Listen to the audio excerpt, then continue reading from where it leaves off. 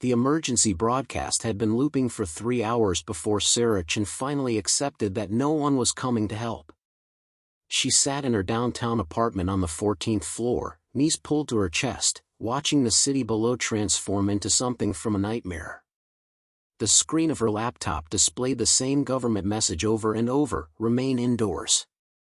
Do not approach anyone exhibiting symptoms of aggression or confusion. Emergency services are temporarily unavailable. Remain calm. Remain calm. Sarah almost laughed at the absurdity of it. Through her window, she could see them, the infected ones, stumbling through the streets in growing numbers. They had been regular people just yesterday morning. Commuters, shop owners, students heading to class. Now they moved with jerking, unnatural motions, their bodies responding to some primitive drive that had replaced everything they once were. Sarah's phone buzzed. The cell towers were still working, miraculously. It was a text from Marcus, her coworker from the accounting firm 2 blocks away.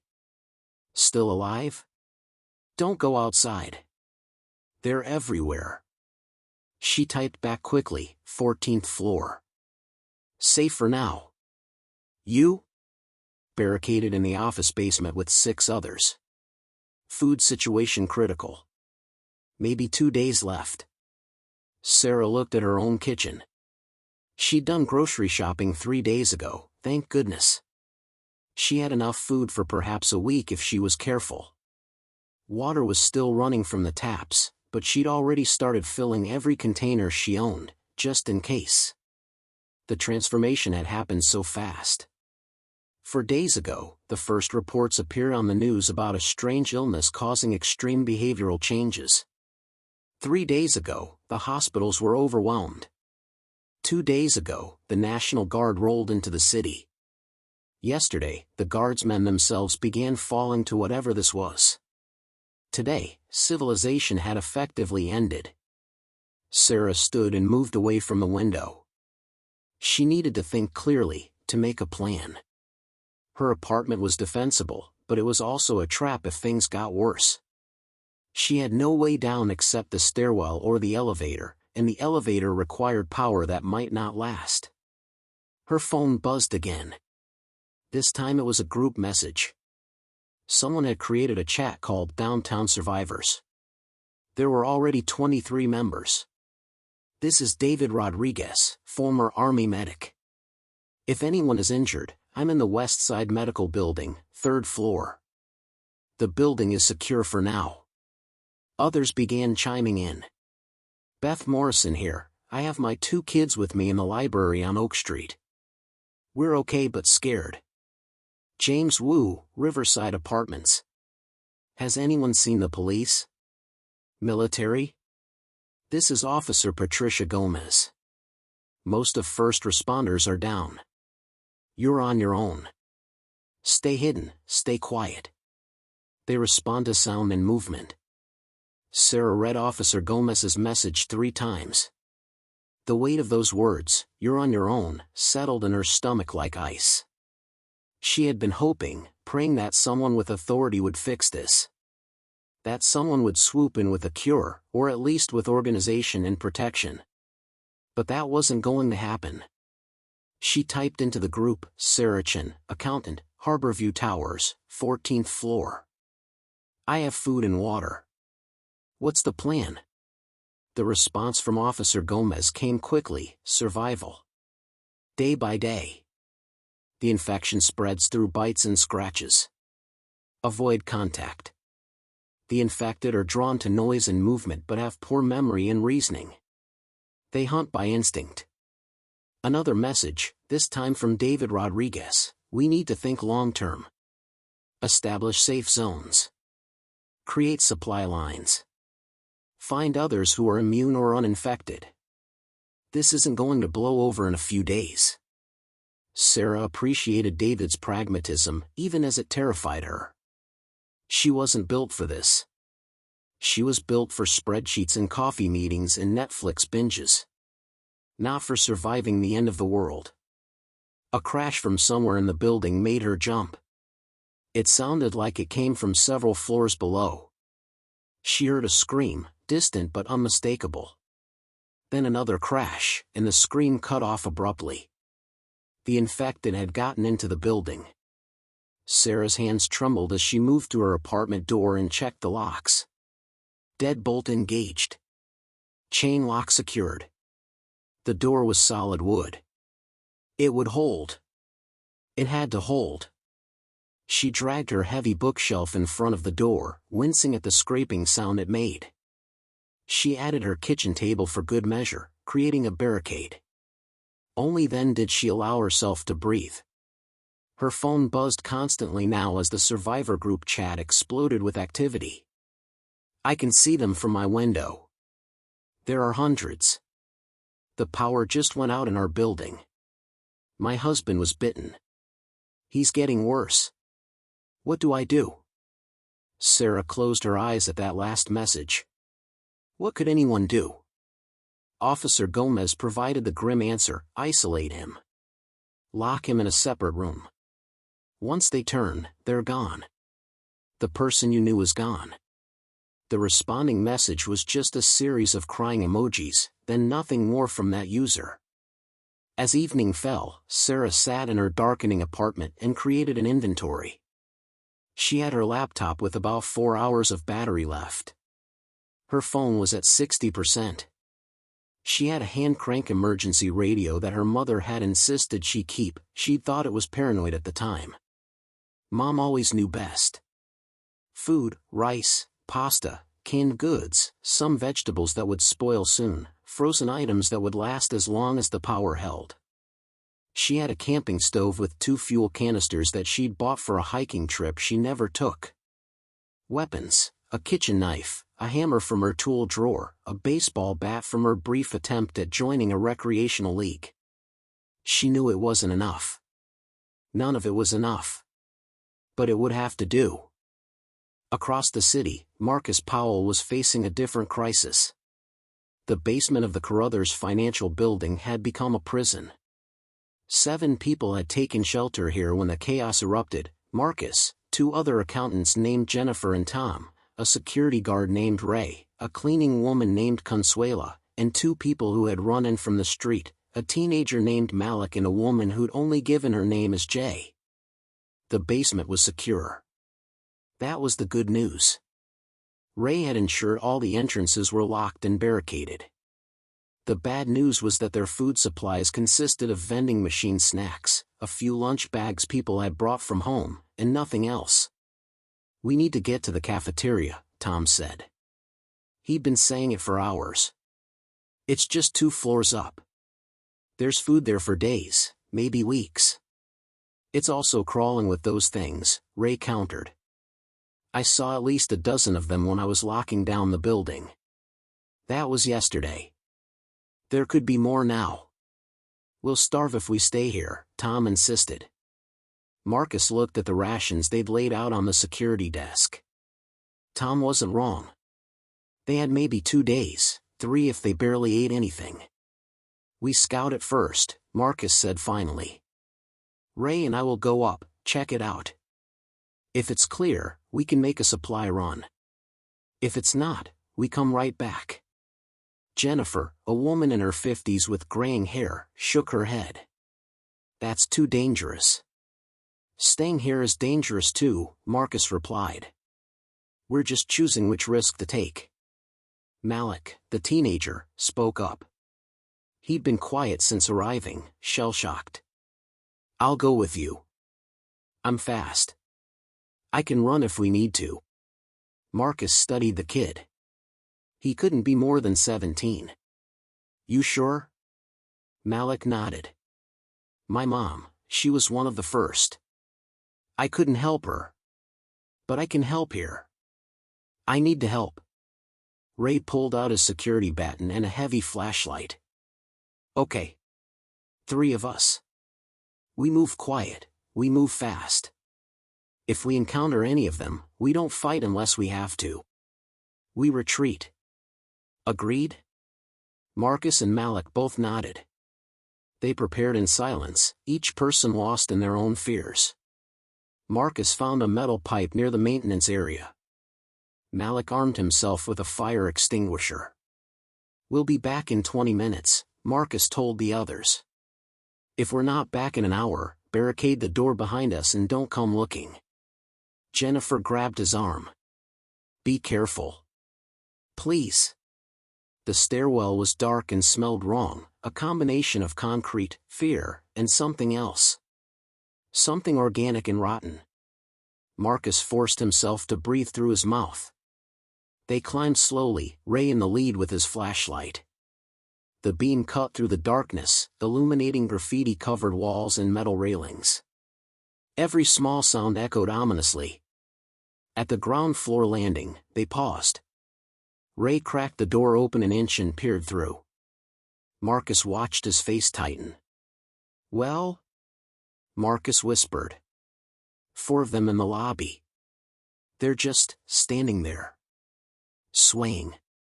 Can we get past them to the other stairwell?" Ray considered. "Maybe. If they don't notice us." They slipped through the door one at a time. The lobby stretched before them, usually bright and welcoming, now dim and foreboding in the emergency lighting. 4 figures stood near the entrance, their backs to the survivors. They moved with that distinctive jerking motion, heads twitching, bodies responding to stimuli no longer human. Marcus recognized one of them. It had been Bill from operations, a friendly guy who always had photos of his grandkids. Now Bill was something else entirely, his business suit torn and stained, his movements mechanical and wrong. They crept along the wall, each step carefully placed. The far stairwell was 50 feet away. 40 feet. 30. Malik's foot hit a piece of broken glass. The sound was barely a whisper, but it was enough. 4 heads snapped toward them in unison. For a heartbeat, nobody moved.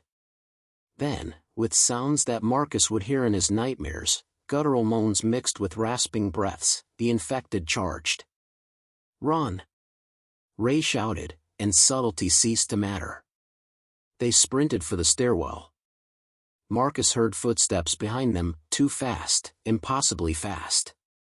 His lungs burned as he pushed himself harder than he'd ever run. Ray reached the door first and yanked it open. Malik dove through. Marcus followed, and Ray slammed the door shut just as a body crashed against it from the other side. The 3 of them held the door as the infected pounded against it, their moans echoing through the stairwell. But the door was heavy metal, and it held. "Up!" Ray gasped. "Before more come." They bolted up the stairs to the 2nd floor, then the 3rd, not stopping until they were sure nothing had followed. In the 3rd floor hallway, they collapsed against the wall, heaving for breath. "Everyone okay?" Marcus managed. "Define okay," Malik said, but he was uninjured. Ray was already checking the hall. "Cafeteria is down this way. Stay alert." The 3rd floor was eerily quiet. Emergency lights provided minimal visibility, casting everything in shades of red and shadow. They passed offices where computers still sat on desks, coffee cups still waited beside keyboards. It looked like everyone had simply vanished mid-task. The cafeteria doors were propped open. Ray signaled for caution and led them in. The room was untouched, a frozen moment from when everything was normal. Trays sat on tables with partially eaten lunches. A cash register stood open, money still in the drawer.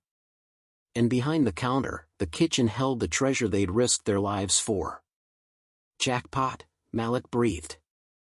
They found industrial-sized containers of rice, beans, canned vegetables, and fruits. There were boxes of crackers, packages of dried goods, and even some fresh produce that hadn't spoiled yet. More than enough to keep their group alive for weeks, maybe months if rationed properly. "We can't carry all this in one trip," Marcus said, already doing mental calculations. "We'll need to make multiple runs." "Let's start with what we can manage," Ray suggested. "We'll come back." They loaded themselves with bags and boxes, taking as much as they could reasonably carry while still being able to move quickly. Marcus stuffed his backpack with canned goods. Malik filled a large storage container with rice and beans. Ray grabbed bottles of water and juice. The return journey was tense but uneventful. The infected that had chased them were no longer at the ground floor stairwell door. They'd wandered off, their limited attention spans moving to other stimuli. When they stumbled back into the basement, the others cheered, actually cheered. It was the first moment of genuine hope Marcus had felt since this nightmare began.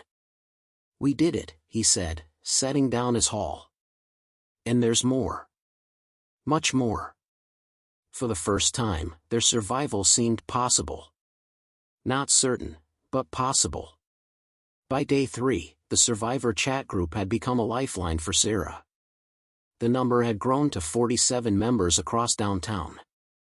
They shared information constantly, where the infected were concentrated, which buildings were secure, who needed help. David Rodriguez, the former medic, had emerged as a natural leader. He proposed a plan: create a network of safe houses, establish communication protocols, and organize supply runs for those who couldn't scavenge on their own. "We're stronger together," he wrote. "Even if we can't physically meet yet, we can coordinate. Share resources.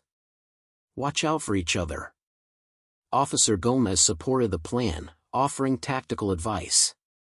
She was holed up in a police substation with 2 other officers and a handful of civilians. They had weapons and ammunition but limited food. A barter system emerged naturally. Sarah offered her accounting skills for planning and rationing. Marcus, once his group was secure, shared the location of food supplies. A man named Robert who owned a pharmacy provided information about medicine. Beth, the woman in the library, had access to books on wilderness survival, first aid, and edible plants. They were rebuilding civilization in miniature, one text message at a time. On day 4, Sarah witnessed something that changed her perspective. She was watching from her window when she saw a small group of survivors on the street below, 3 people moving carefully between abandoned cars. They were being pursued by a cluster of infected, 7 or 8 at least. Sarah's heart pounded as she watched the chase unfold. The survivors were fast, but they were tiring. One of them tripped, fell hard on the pavement. The others stopped, came back, helped their fallen friend up. They didn't abandon each other. That choice cost them precious seconds. The infected were closing in. Then something unexpected happened. A door burst open from a ground floor shop, and a man emerged wielding a metal bat. He shouted, drew the attention of the infected toward himself, giving the 3 survivors time to escape. They ran while the man retreated back into his shop, slamming the door before the infected could reach him. Sarah realized she was crying. That man had risked his life for strangers. In the middle of an apocalypse, humanity persisted. She grabbed her phone and texted the group, "Just saw someone risk everything to save strangers. We're going to make it through this. We have to." The responses flooded in. "Saw something similar yesterday. People are helping each other. Found a family with a baby in the apartment next to mine. Sharing my formula supply with them. This is who we are. Not just survivors. We're still human." David Rodriguez sent a direct message to Sarah, "I'm organizing a meeting. Day 7. There's a parking garage on 5th and Main. Top level, open air. Defensible. We need to meet face to face, start building something real. You in?" Sarah hesitated. Leaving her apartment meant risking everything. But staying isolated forever wasn't survival, it was just delaying the inevitable. "I'm in," she typed. Day 5 brought a new challenge. Power outages began spreading across the city. Sarah's building lost electricity that afternoon. Her refrigerator went silent. The lights died. The only illumination came from natural sunlight and a small hand-crank flashlight she'd found in her emergency kit. She'd already transferred all her perishable food into coolers with ice from the frozen items, buying herself maybe another day before spoilage became a problem. But she knew she needed to think bigger. The group chat was buzzing with similar concerns. People were facing the reality that modern conveniences were disappearing. No power meant no light, no refrigeration, no easy cooking. It meant cold nights and dark evenings. It meant the world was truly changing. Marcus posted, "Our group is planning to relocate. The financial building isn't sustainable long-term. We're thinking the waterfront district. Warehouses there, access to the river for water, industrial kitchens. Anyone interested in joining?" Several people responded positively. A convoy was being planned, multiple groups would move together, safety in numbers. Sarah considered her options. Her apartment was becoming less viable by the day. She had no way to cook without power except for her small camping stove. Water pressure was dropping, suggesting the pumping stations were failing. Soon she'd be completely isolated in a vertical prison. She needed to make a choice. That evening, as she sat in the growing darkness, she made her decision. She would go to the meeting on day 7.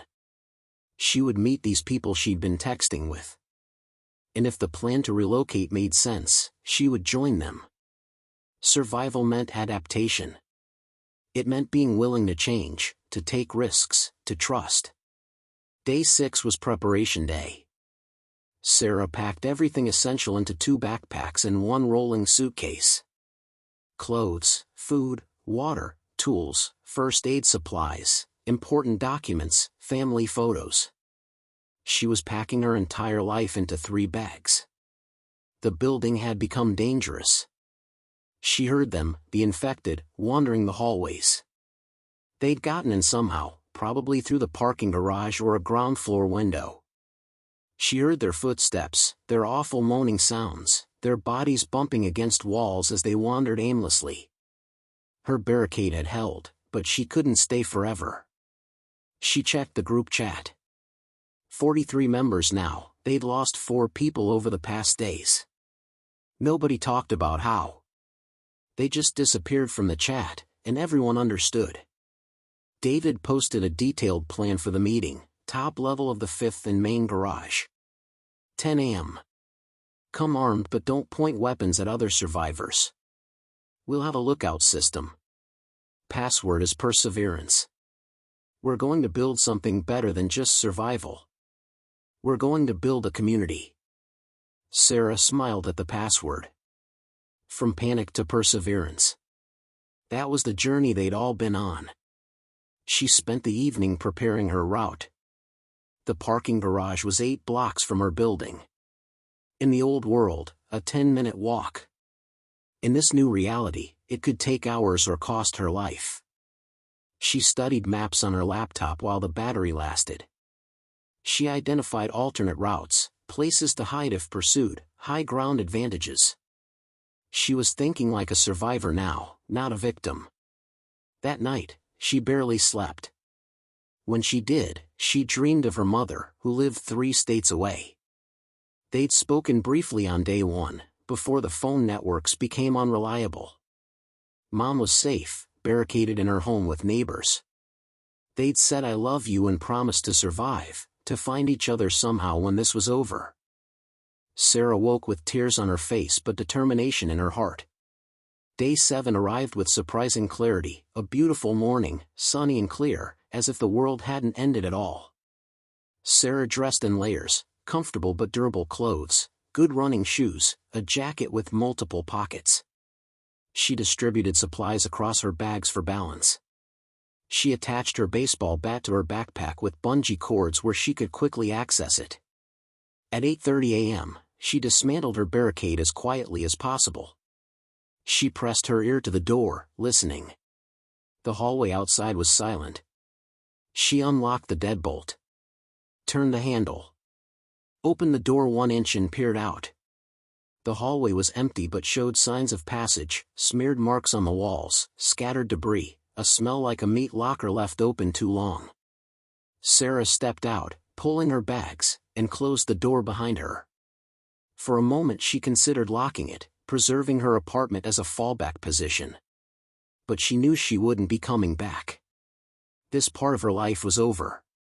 She moved toward the stairwell, every sense alert. The door opened with a creak that sounded deafening in the silence. The stairs descended into darkness, the emergency lights had failed. She pulled out her flashlight and began the long descent from the 14th floor. At the 9th floor, she encountered her first infected. It had been a woman, elderly, perhaps a resident of the building. Now it was something else. It stood in the stairwell, swaying, its head turning slowly back and forth as if listening to a sound Sarah couldn't hear. Sarah froze. The beam of her flashlight was pointed down, not directly at the infected. She stood perfectly still, barely breathing. The creature's head swiveled toward her. Its eyes, clouded and unfocused, seemed to look through her rather than at her.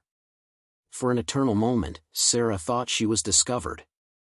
Then, slowly, the infected turned away and began climbing the stairs, moving past her toward the upper floors. Its shoulder brushed against the wall as it climbed, oblivious to Sarah's presence just feet away. Sarah waited until the footsteps faded before she allowed herself to breathe. Her whole body was shaking, but she was alive. She was undetected. She continued down, more carefully now, knowing they could be anywhere. The lobby was a wreck. The glass front doors were shattered. Furniture was overturned. Dark stains marked the floor. Sarah didn't let herself think about what they were. 3 infected wandered near the entrance, but they faced outward, watching the street. Sarah moved along the opposite wall, using the shadows and debris for cover. She made it to the side exit without being noticed and slipped out into the morning sunlight. The street was an apocalyptic tableau. Abandoned cars sat in traffic patterns that would never move again. Shop windows were broken. Papers and garbage blew in the wind like urban tumbleweeds.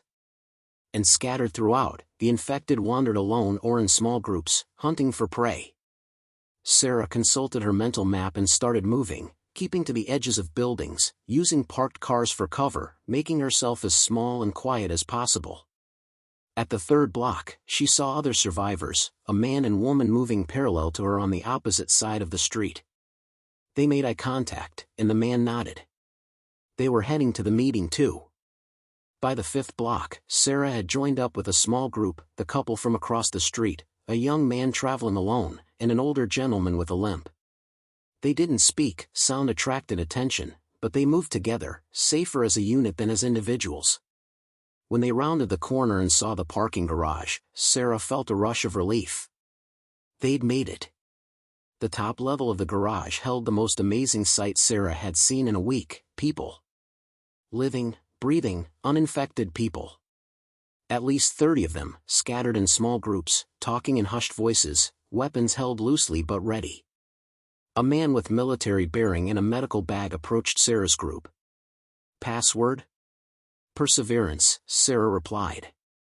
He smiled, a genuine expression of warmth that seemed almost alien after days of fear. David Rodriguez. Welcome. You made it. As Sarah stepped fully into the gathering, she looked around at faces she'd only known through text messages. There was Marcus, talking animatedly with a small group. Officer Gomez stood watch at the ramp entrance. Beth sat with her 2 children, who were coloring on paper someone had provided. These were her people now.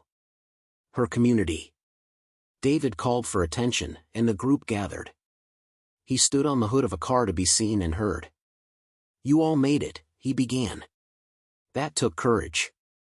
That took strength. Each of you fought your way here, and that means something. It means we're survivors.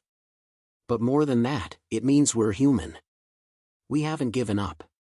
We haven't surrendered to fear. He paused, looking at each face. The world we knew is gone. We all understand that. The power's out. The government is silent. We haven't seen military or rescue operations in days. We are on our own. The crowd was silent, processing this confirmation of what they'd all suspected. But that doesn't mean we're without hope, David continued. We have each other. We have skills, supplies, and determination. Marcus's group has found food supplies. Robert has medical knowledge and supplies. Officer Gomez has security training. Every single one of us brings something to the table. He gestured broadly. We're forming a community. A real one. We're going to secure the waterfront warehouse district. It's defensible, has resources, and can house all of us. We're going to establish rules, share work, protect each other. We're going to do more than just survive. We're going to live. A woman Sarah didn't recognize spoke up. What about the infected? There are thousands of them. We avoid them when possible, Officer Gomez answered, stepping forward. Fight only when necessary. They're dangerous but predictable. They respond to noise and movement but have no strategy, no planning ability. We can outsmart them. We'll also look for others, David added. There are survivors all over this city, isolated and scared. We bring them in. We grow stronger together. Marcus raised his hand. What about long term? Food will run out eventually. We learn to grow our own, said an older man Sarah recognized from the chat, Gerald, a retired farmer. Urban gardens, rooftop plots, hydroponics if we can rig it. It's possible. I can teach people. The discussion continued, plans forming organically. Someone suggested establishing a school for the children. Another talked about securing medical supplies from pharmacies and hospitals. Ideas built on ideas, hope feeding hope. Sarah found herself smiling. This was real. This was possible. When the meeting ended, the group began preparing for the move to the waterfront. They would travel in teams, spread out, moving supplies and people over multiple trips. It would take days, but it would be worth it. Sarah joined a team with Marcus, Beth and her children, and 3 others. As they prepared to descend from the garage, she looked back at the group, her community, and felt something she hadn't felt since this nightmare began. She felt like she had a future. The journey to the waterfront was harrowing. They moved through streets filled with the infected, hiding when necessary, running when discovered, fighting only as a last resort. Sarah used her baseball bat for the first time, the impact of wood against skull making her stomach turn even as survival instinct drove her forward. They lost sight of one team during a chase through an alley, but everyone made it to the warehouse district eventually. The buildings David had chosen were perfect, old industrial structures with high windows, thick walls, and clear sight lines. They were defensible and spacious. That first night in their new home, Sarah sat with her back against a wall, exhausted but alive. Around her, people worked together to establish a perimeter, distribute food, set up sleeping areas. Children played in a cordon section while adults stood guard. It wasn't safe. It wasn't easy. The world outside was still filled with dangers they were only beginning to understand. But they were together. They were organized. They had moved from panic to perseverance. Marcus sat down beside her, offering a bottle of water. We made it. We did, Sarah agreed. Think this will work? Long term? Sarah considered the question honestly. I don't know. Maybe. But I know we have a better chance together than apart. He nodded. Tomorrow they're organizing teams. Supply runs, security patrols, construction crews to reinforce the buildings. David asked if you'd help with inventory and rationing, put those accounting skills to use. I can do that, Sarah said. It felt good to have a purpose beyond mere survival. As darkness fell, someone started a small fire in a metal drum for warmth and light. People gathered around it, faces illuminated in the flickering glow. Someone began to sing, quietly, almost hesitantly, an old song Sarah remembered from childhood. Others joined in, voices blending in the darkness. Sarah closed her eyes and listened. This was humanity, she realized. Not the infected wandering outside, driven by base instinct and hunger. This was what made them human, the ability to hope, to create, to come together in the face of impossible odds. They had lost the world they knew. But they were building something new. And Sarah Chen, accountant turned survivor, would be part of that building. She would adapt, contribute, and persevere. Because that's what humans did. They survived.